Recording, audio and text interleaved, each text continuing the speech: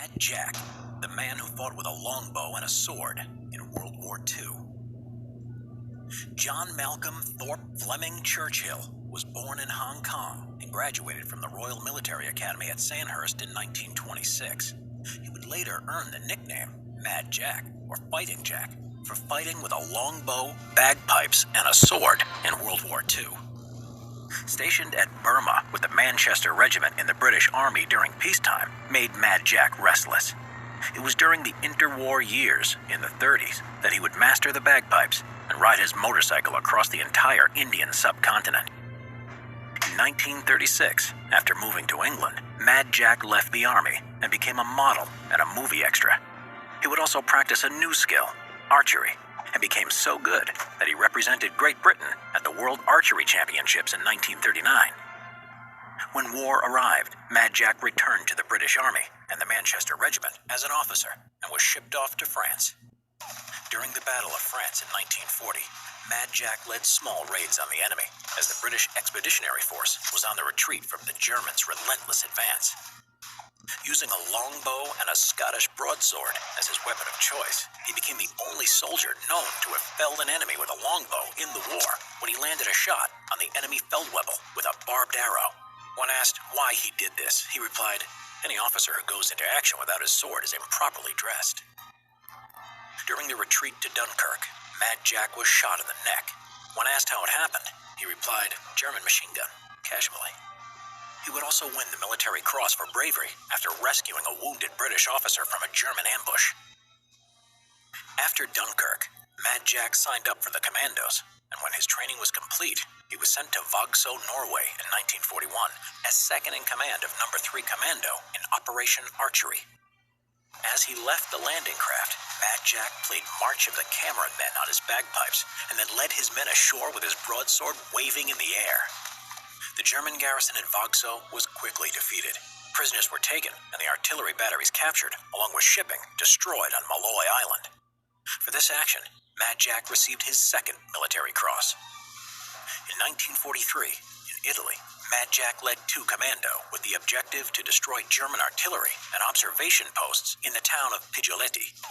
Even though the town was well defended and outnumbered, Mad Jack organized his men into 6 parallel columns, who instead of using stealth tactics all shouted, "Commando!" The German defenders, as a result, were confused into thinking the shouting, which was coming from all directions in the darkness, was a much bigger force. In this skirmish, the 50 men of No. 2 Commando took 136 prisoners.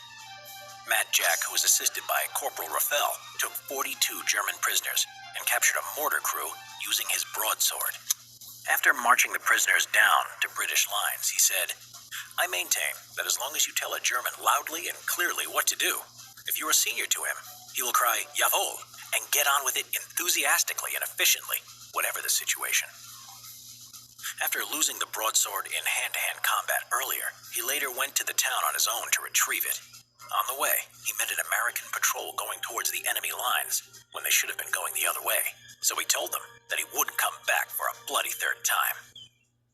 In 1944, Mad Jack was in Yugoslavia leading British commandos and now Yugoslav partisans, attacking the vital hill called Point 622 on the island of Brac in the Adriatic Sea against the Germans. Heavy casualties were caused, and soon Jack was alone and out of ammo. With no hope left, Jack started playing songs on his bagpipes until he was knocked unconscious by a frag grenade and captured by the German defenders. He was first sent to Berlin and interrogated, as it was thought that because of his real name, he was a relative of Prime Minister Winston Churchill, and afterwards sent to Sachsenhausen concentration camp. But in September 1944, Mad Jack and an RAF officer escaped the camp by crawling under barbed wire through an abandoned drain and set out to walk to the Baltic coast, but were then captured. Now sent to a new camp in Niederdorf, Austria, Mad Jack escaped again on April 1945, taking the opportunity to get away when the lighting system failed in the darkness of night.